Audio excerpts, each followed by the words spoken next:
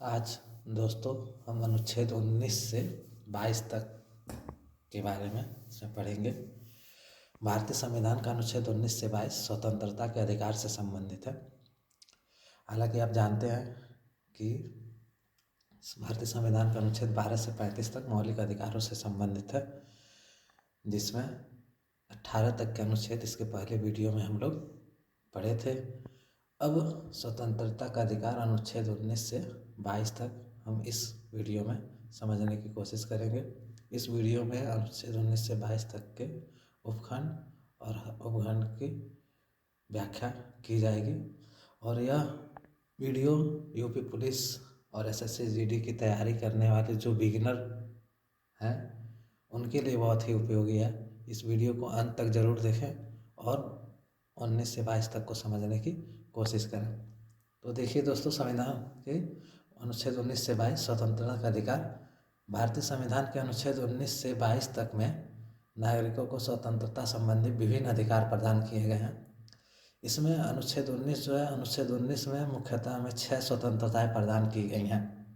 19 क, 19 ख, 19 ग, इस तरह से 6 स्वतंत्रताएं प्रदान की गई हैं। 19 क की जो स्वतंत्रता है वह है विचार और अभिव्यक्ति की स्वतंत्रता। 19 क में हमें अपने विचार और अभिव्यक्ति की स्वतंत्रता दी गई है। 19 ख में सभा करने की स्वतंत्रता दी गई है।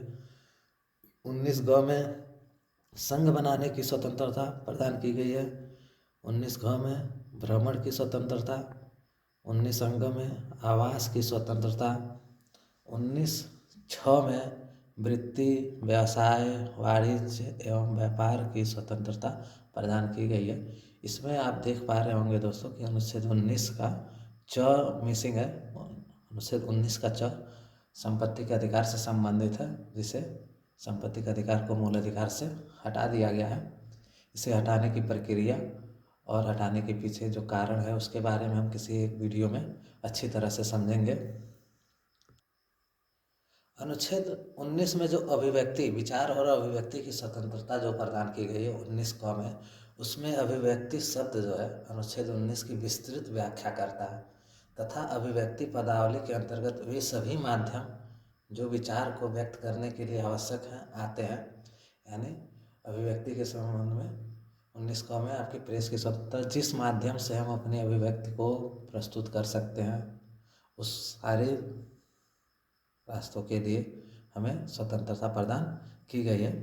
अनुच्छेद 19(1) के क के अंतर्गत निम्नलिखित मूल अधिकारों को अंतर्निहित मान्यता प्रदान की गई है। 19(1) क में जो हमें अभिव्यक्ति की स्वतंत्रता दी गई है उसमें जो है आपको कौन कौन से अधिकार प्राप्त हैं वह देखिए। 19(1) के क में हमें सबसे पहले प्रेस की स्वतंत्रता, दूसरा जानने का अधिकार, सूचना पाने का अधिकार, शिक्षा का अधिकार, शांतिपूर्ण धरना या प्रदर्शन का अधिकार दिया गया है। मौन रहने का अधिकार भी हमें अनुच्छेद 19 के क में प्राप्त है।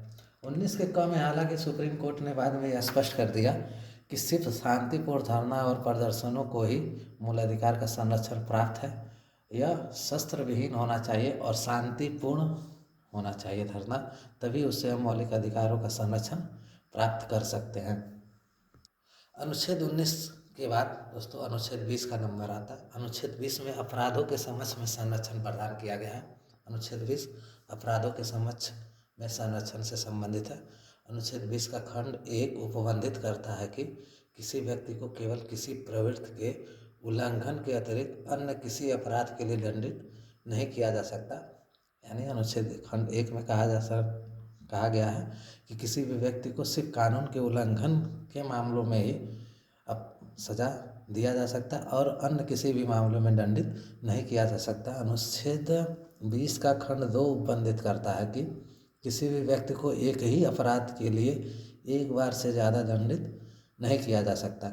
इसका आधार अंग्रेजी वृत्त में प्रतिपादित नेमो डेविड विश्वेगसारी है। नेमो डेविड विश्वेगसारी जो है इस प्रावधान का आधार है, जिसमें यह प्रावधान किया गया है अनुच्छेद 20 के खंड 2 में कि किसी भी व्यक्ति को एक अपराध के लिए सिर्फ एक बार ही दंडित किया जा सकता है, उससे अधिक बार नहीं दंडित किया जा सकता। यह अनुच्छेद 20 के खंड 2 में कहा गया है। अनुच्छेद 20 का खंड 3 जो है, अनुच्छेद 20 का खंड 3 जो है वो अपराधी को सिर्फ उसका संरक्षण प्राप्त है। इसमें यह प्रावधान की गई है कि यह सिविल कार्रवाई के संबंध में लागू नहीं होती। मतलब अनुच्छेद 20 का 3 का संरक्षण केवल अपराधी को ही प्राप्त है, यह सिविल कार्रवाई के संबंध में लागू नहीं होता। अनुच्छेद 20 के बाद दोस्तों अनुच्छेद 21 जो प्राण एवं दैहिक स्वतंत्रता के संरक्षण से संबंधित है। अनुच्छेद 21 जो है वह जापान के संविधान से लिया गया था। हमारे देश के संविधान के विभिन्न स्रोत हैं और कौन से चीज़ें कौन से देश के संविधान से ली गई थी वह इसके पहले वीडियो में मैंने आपको बताया था। आप एक बार उसे देख के रिवीजन कर लें। अनुच्छेद 21 जो है वह जापान के संविधान से लिया गया और मौलिक अधिकारों में अनुच्छेद 21 जो है वह अत्यंत महत्वपूर्ण है और बहुत ही विस्तृत है। इसको समझने के लिए आपको बहुत गहन अध्ययन करना होगा और इस वीडियो में बहुत सारी चीज़ें आपको बताई गई हैं अनुच्छेद 21 के बारे में। आप इसे जानने की कोशिश करें। तो अनुच्छेद 21 देखिए, प्राण एवं दैहिक स्वतंत्रता का अधिकार सभी अधिकारों में श्रेष्ठ है। यानी अनुच्छेद 21 का जो अधिकार है वह बाकी सारे मूल अधिकारों में सबसे श्रेष्ठ माना गया है। अनुच्छेद 19 के अनुसार किसी व्यक्ति को उसके प्राण और दैहिक स्वतंत्रता को विधि द्वारा स्थापित प्रक्रिया के द्वारा ही वंचित किया जाएगा, अन्यथा नहीं। बाद में संविधान में संशोधन करके अनुच्छेद 359 में यह संशोधित कर दिया गया कि किसी भी परिस्थिति में व्यक्ति को उसके प्राण और दैहिक स्वतंत्रता से विहित नहीं किया जा सकता। अनुच्छेद 21 जो है, अनुच्छेद 21 का जो संरक्षण है वो हमें विधायिका तथा कार्यपालिका दोनों के विरुद्ध संरक्षण प्रदान करता है। यानी अनुच्छेद 21 जो है हमें सिर्फ कार्यपालिका ही नहीं वरन विधायिका से भी संरक्षण प्रदान करता है। अनुच्छेद 21 में नागरिक शब्द का प्रयोग न करके व्यक्ति शब्द का प्रयोग किया गया है, जिसका तात्पर्य यह है कि अनुच्छेद 21 का संरक्षण नागरिक एवं विदेशी सभी प्रकार के व्यक्तियों को प्राप्त है। यानी अनुच्छेद 21 आप देखेंगे, अनुच्छेद 21 को अगर आप पढ़े हैं तो अनुच्छेद 21 में नागरिक शब्द का प्रयोग नहीं किया गया है। इसमें लिखा गया है व्यक्ति, नागरिक शब्द के स्थान पर व्यक्ति शब्द का प्रयोग किया गया है। और इसमें इस प्रकार से इसको है लिखा गया है कि किसी व्यक्ति को उसके प्राण या दैहिक स्वाधीनता से विधि द्वारा स्थापित प्रक्रिया के अनुसार ही वंचित किया जाएगा, अन्यथा नहीं। यहाँ व्यक्ति शब्द का यूज़ जो है इसके अर्थ को विस्तृत कर देता है और व्यक्ति शब्द का मतलब यह होता है कि यह किसी भी व्यक्ति, चाहे वह भारत का नागरिक हो या ना हो, सबको अनुच्छेद 21 का संरक्षण प्राप्त है। अनुच्छेद 21 का जो मूल सिद्धांत है, अनुच्छेद 21 में ही नैसर्गिक न्याय का सिद्धांत निहित है और नैसर्गिक न्याय का सिद्धांत अनुच्छेद 14 में निहित है और नैसर्गिक न्याय के सिद्धांत के लिए अनुच्छेद 21 एक आवश्यक तत्व है। यानी जो नैसर्गिक न्याय का सिद्धांत अनुच्छेद 14 में निहित है उसके लिए 21 बहुत ही आवश्यक है और 21 को समझना बहुत इम्पॉर्टेंट है। और 21 में हम देखेंगे कि अनुच्छेद 21 की परिधि में दैहिक स्वाधीनता के अंतर्गत, जो अनुच्छेद 21 में हमको दैहिक और प्राण स्वतंत्रता प्रदान की गई है, उसके अंतर्गत अनुच्छेद 29 द्वारा प्रदत्त स्वतंत्रता के सभी अधिकार आ जाते हैं। यानी हमें अनुच्छेद 19 में जो जो स्वतंत्रताएं प्राप्त हैं वह सारी स्वतंत्रताएं अनुच्छेद 21 के परिधि में आ जाती हैं। अनुच्छेद 21 क के तहत शिक्षा का अधिकार एक मूल अधिकार है, जिसके तहत राज्य 6 से 14 वर्ष की आयु तक के सभी बच्चों को निःशुल्क और अनिवार्य शिक्षा प्रदान करेगा, जैसा कि विधि द्वारा उपबंधित हो। यह अनुच्छेद 86वां संविधान संशोधन अधिनियम 2001 के द्वारा जोड़ा गया था कि शिक्षा का जो अधिकार है अनुच्छेद 21 क में नागरिकों को प्रदान की गई है, जिसमें 6 से 14 वर्ष तक के बच्चों को निःशुल्क शिक्षा का प्रावधान किया गया है। अब देखिए दोस्तों, अनुच्छेद 21 के तहत अलग अलग वादों में न्यायालय द्वारा अनेक अधिकारों को मान्यता प्रदान किया गया है। अनुच्छेद 21 जो है बहुत विस्तृत रूप में है और अनुच्छेद 21 को यह जो आपको यहाँ दिया गया है कि अनुच्छेद 21 में ही एकांता का अधिकार संबंधित है और यह गोविंद बनाम मध्य प्रदेश राज्य वाद में न्यायालय द्वारा यह निर्णय दिया गया था। यह वाद ये इस प्रकार था कि इसमें गोविंद बनाम मध्य प्रदेश राज्य के मामले में मध्य प्रदेश पुलिस विनिमय 855 एवं 856 को याची ने इस आधार पर चुनौती दी थी न्यायालय में कि उससे उसके अनुच्छेद 21 में प्रदत्त, मतलब कि मध्य प्रदेश पुलिस विनियम 855 और 856 जो है उसके मौलिक अधिकार, अनुच्छेद 21 में प्रदत्त मूल अधिकार जिसमें एकांतता का अधिकार भी शामिल है, का अतिक्रमण करता है। यदि न्यायालय ने अभिनिर्मित किया कि उक्त विनियम को कानूनी बल प्राप्त है अतः वह वैध है, न्यायालय ने कहा कि अनुच्छेद 21 का एकांतता का अधिकार शामिल भी है, तो भी यह अधिकार अत्यंतिक नहीं है। एक बुरे चरित्र वाली महिला को भी एकांतता का अधिकार प्राप्त है। मतलब एकांतता का अधिकार जो है वह सभी नागरिकों को प्राप्त है, वह चाहे अपराधी हो या सब नागरिक हो या कोई भी हो, उसे एकांतता का अधिकार प्राप्त है। दूसरा, 21 के तहत विदेशी भ्रमण करने का अधिकार भी न्यायालय के द्वारा दिया गया है और यह सतवत सिंह बनाम असिस्टेंट पासपोर्ट ऑफिसर नई दिल्ली के वाद में यह विदेशी भ्रमण के अधिकार को भी 21 में मान्यता प्रदान की गई है। मानव गरिमा के साथ जीवन जीने का अधिकार भी 21 के तहत आपको प्राप्त है। जीविकोपार्जन का अधिकार जो है ओलिगा तेलिस बनाम बॉम्बे म्यूनिसिपल बोर्ड 1986 के वाद में माननीय न्यायालय द्वारा जीविकोपार्जन का अधिकार को भी मूल अधिकार की संज्ञा दी गई और इसे अनुच्छेद 21 का अंग माना गया है। इन सब वादों को किसी वीडियो में हम गहन इसका अध्ययन करेंगे और वाद के पीछे क्या कारण थे और बाद में कोर्ट में कैसे इसकी विवेचना हुई और कोर्ट का क्या निर्णय आया, उसके बारे में हम जानेंगे। आगे देखिए, 21 में ही हमको शिक्षा पाने का अधिकार भी कोर्ट के द्वारा प्रदान किया गया और इसे एक मूल अधिकार माना गया। इसके संबंधित जो वाद था मोहिनी जैन बनाम कर्नाटक राज्य वाद में शिक्षा पाने के अधिकार को 21 के तहत मूल अधिकार माना गया था। छठा अधिकार इसमें हमको 21 के तहत छठा अधिकार जो प्राप्त है चिकित्सा सहायता पाने का अधिकार भी हमें दिया गया और इससे संबंधित वाद है परमानंद कटारा बनाम कर्नाटक राज्य। इसके बाद देखिए, मरने का अधिकार, जीवन का अधिकार के साथ साथ हमें मौलिक अधिकार में मरने का अधिकार भी प्राप्त है।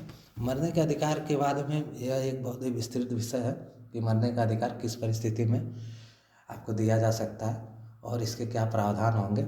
इसके संबंध में महाराष्ट्र राज्य बनाम रुपत्ती दुबल पी रतिनाम बनाम भारत संघ वाद में माननीय न्यायालय द्वारा मरने के अधिकार को भी मूल अधिकार माना गया था, लेकिन इसमें बहुत ही कठिन प्रावधान है, जटिल प्रक्रिया है। उस जटिल प्रक्रिया को पूरा करने के बाद ही किसी को इस अधिकार का यूज करने का मौका प्राप्त होता है। आठवां क्या है, निःशुल्क विधिक सहायता, यानी अनुच्छेद 21 के तहत ही हमें निःशुल्क विधिक सहायता प्राप्त करने का भी अधिकार प्राप्त है। 9th जो है एकांत कारावास के विरुद्ध संरक्षण, सुनील वर्मा बनाम दिल्ली प्रशासन वाद में माननीय न्यायालय ने यह माना कि एकांत कारावास के विरुद्ध जो संरक्षण है वो भी हमारा मूल अधिकार है। शीघ्र परीक्षण करने का अधिकार व निःशुल्क विधि सहायता, ये भी 21 के तहत मान्यता प्राप्त है। शीघ्र न्याय के अधिकार भी हमें प्राप्त है। हथकड़ी लगाने के विरुद्ध संरक्षण भी 21 के तहत ही हमें प्राप्त है। यह प्रेम शंकर बनाम दिल्ली प्रशासन राज्य में माननीय न्यायालय द्वारा इसकी व्याख्या की गई थी। पुलिस अभिरक्षा में अमानवीय व्यवहार से संरक्षण, ये भी 21 के तहत ही हमें प्राप्त हुआ है। अमानवीय व्यवहारिक विरुद्ध संरक्षण, किशोर सिंह बनाम राजस्थान राज्य में माननीय न्यायालय ने अमानवीय व्यवहारिक विरुद्ध संरक्षण भी 1901 के तहत मूल अधिकार के रूप में माना है। 21 के बाद दोस्तों अनुच्छेद 22 का नंबर आता है। अनुच्छेद 22 को कहा जाता है कि अनुच्छेद 22 अनुच्छेद 21 का ही पूरक है और इन दोनों को एक साथ पढ़ना चाहिए। यानी अनुच्छेद 21 को समझने के लिए अनुच्छेद 22 को समझना बहुत जरूरी है। अनुच्छेद 22 जो है बंदीकरण एवं निरोध के विरुद्ध संवैधानिक संरक्षण प्रदान करता है। अनुच्छेद 22 किसी गिरफ्तार व्यक्ति को ये अधिकार प्रदान करता है कि उसे गिरफ्तारी के कारणों से अवगत कराया जाए, उसे 24 घंटे के अंदर यात्रा के समय को छोड़कर, यानी 24 घंटे में उस समय को शामिल नहीं किया जाएगा जो यात्रा में व्यतीत होगी। यात्रा के समय को छोड़ के किसी भी गिरफ्तार व्यक्ति को 24 घंटे के अंदर उसके निकटतम मजिस्ट्रेट के समक्ष पेश किया जाएगा। यह अनुच्छेद 22 के तहत हमें मौलिक अधिकार प्राप्त है।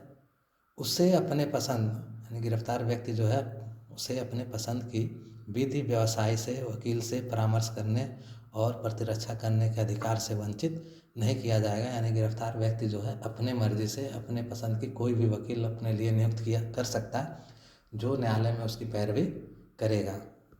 यहाँ यह जानना बहुत आवश्यक है कि गिरफ्तारियाँ जो है, गिरफ्तारियाँ भारत में 2 तरह की गिरफ्तारियाँ की जाती हैं। एक दंडात्मक गिरफ्तारी होती है और एक निवारक गिरफ्तारी होती है। तो यह जानना बहुत ज़रूरी है कि दंडात्मक गिरफ्तारी में निरुद्ध व्यक्ति को दंड देने के उद्देश्य से की जाती है। यानी दंडात्मक गिरफ्तारी जो है वह किसी भी व्यक्ति को दंड देने के लिए उसको गिरफ्तारी की जाती है, जबकि निवारक बंदीकरण का उद्देश्य दंड देना नहीं वरन अपराधी को अपराध से रोकना है।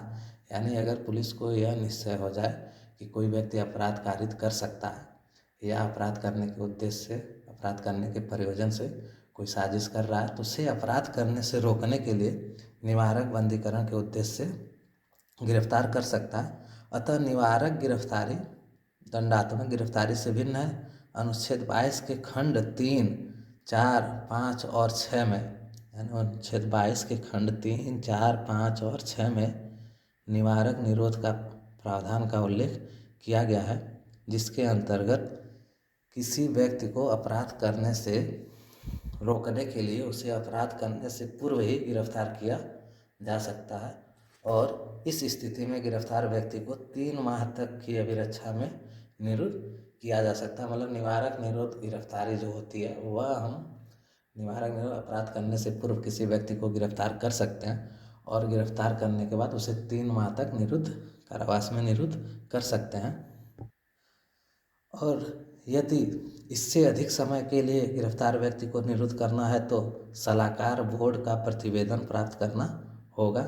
जब बोर्ड यह निर्णय करे कि हाँ इस व्यक्ति को इससे अधिक समय तक गिरफ्तार रखना उचित है और आवश्यक है, तब हम उसे 3 माह से अधिक तक गिरफ्तार कर सकते हैं। लेकिन गिरफ्तार निरुद्ध व्यक्ति को निरोध आदेश के विरुद्ध प्रतिवेदन करने का अधिकार है। भारतीय संसद द्वारा निवारक निरोध कानून सन 1950 में पारित किया गया था। निवारक निरोध कानून भारतीय संविधान का ही भाग है, जबकि अमेरिका में यह कानून संविधान का भाग नहीं है। तो दोस्तों यह अनुच्छेद से 22 तक, इस वीडियो में हम अनुच्छेद 19 से 22 तक का ज्ञान अध्ययन किए हैं और यह आपके UP police SSC GD exam के लिए बहुत ही ज़रूरी है। और संविधान के क्वेश्चन जो होंगे वह इससे रिलेटेड ही होंगे, इससे बाहर के नहीं आएंगे।